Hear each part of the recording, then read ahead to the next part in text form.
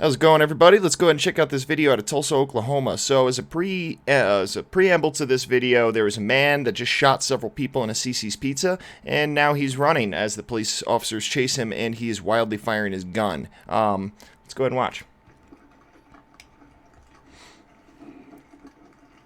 Hold traffic. Hold traffic. He's got a gun.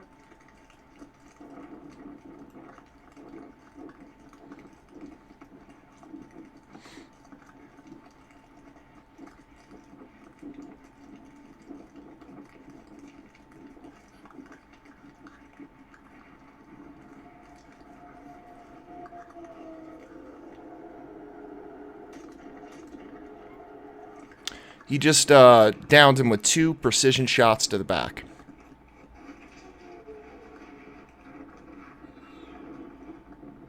Okay, suspect is down. Stay ground! So you may be wondering why I just showed you all that video. Well, it has something to do with what we're talking about and what the title of this video is today. The Minneapolis police are being disbanded.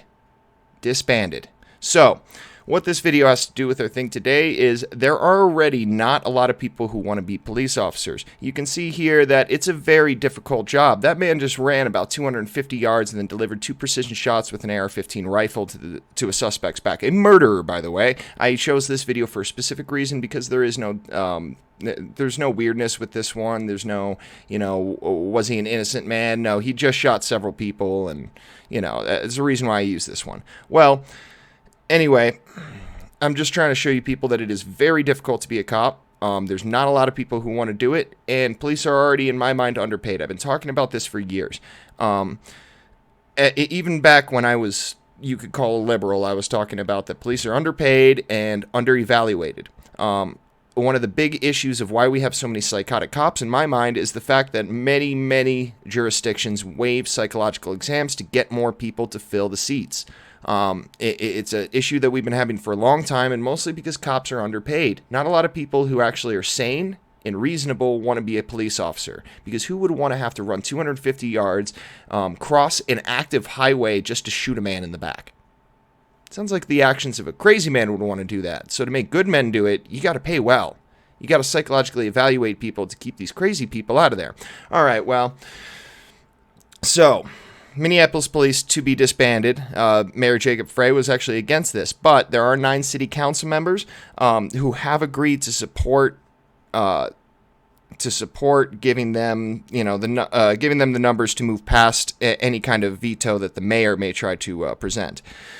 So, one of these supporters, basically said that the funding will be cut to the police at the start. It will remain for the 911 will still be responsive for medical emergencies and like mental health emergencies and things like that. But the general role of police will be disbanded almost immediately, and it will try to move to more of a community policing. I'm not exactly sure what they mean by that. It's a little vague the way that they put it. I've watched a couple of videos on it, read a couple articles on it. Still a little vague about whether they mean just more of a community-based police, like, for instance, something that Los Angeles did in the 1970s with cell units, or more of an actual, like, neighborhood watch style, where it's community-funded and community-supported only. Rather than being something that's a branch of the state, or a branch of the county.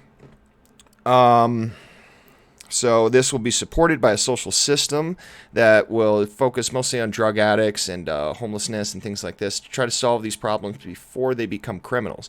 I do actually agree with this. I've been saying this for a long time, that drug addiction is not going to be stopped by heavily policing. It's going to be stopped at the root of the issue. Now, whether that be maybe legalizing certain drugs, that's a different conversation to have. I'm a libertarian, so I kind of believe in legalization of a lot of things. Or just at least decriminalization. It's a hard conversation to have. Most people don't want to have it. Instead, they just want to blame it on police that they overly, do everything wrong. So they'll basically be funding all those social systems by removing money from the police force itself, or any kind of community policing that will end up coming out of this.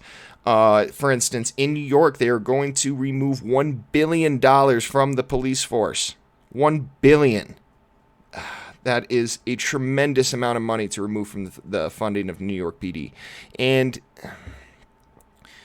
it's not even going to help. As I said, this problem is going to be solved by funding the police more. Getting people who actually want to police their communities is going to be difficult. It's going to be very difficult. Many liberals don't want guns in their hands. And do you guys really want a bunch of Republicans walking around? Do you guys really want the white Trump mob walking around with guns? Who are you people going to call when white supremacists that you all say are so prevalent in the United States, who are you going to call when they all show up to your house with an AR-15? Because they all got AR-15s. Remember, they're white gun owners. White Republicans are the highest ratio of gun owners, and you all think that they're racist. So who is going to protect you when they all show up in a mob? And remember, you all think that, well, it's actually true that white people do make up the highest statistic of anybody in the United States. So I don't get where this is coming from or what you hope to get out of it. To be honest, I think the problem lies with the politicians. The politicians that you have all elected into office in your major cities like Minneapolis have basically removed funding from police and made it so that the only people who want to be police are psychotic racists.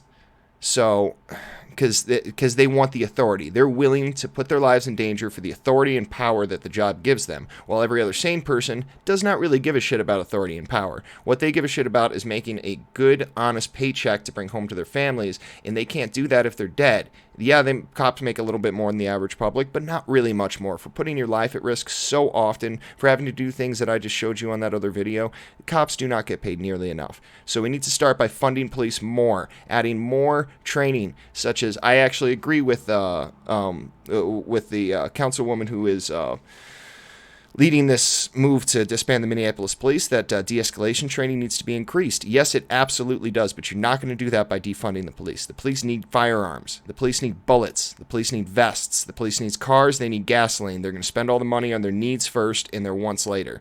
They don't think they need de-escalation training, okay? So if you give them the money, they will do it. It's happened in multiple things. In fact, Mayor Jacob Frey of Minneapolis removed funding for certain de-escalation training and also for training that provides more of a situational awareness when they're dealing with possibly life-threatening situations. So they know when to draw their gun, they know when to be confident not to draw their gun.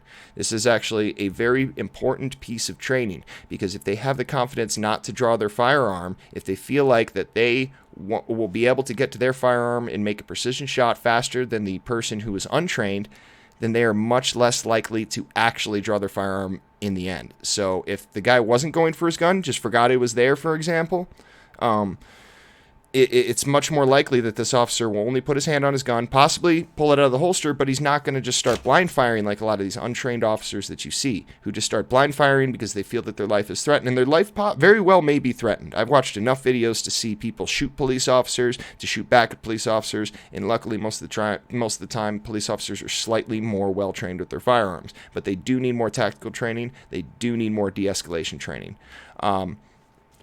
So that's the news about the Minneapolis police being disbanded. By the way, this also did happen in Montreal once before, where they had disbanded the entire police force, and it basically turned into that movie, The Purge.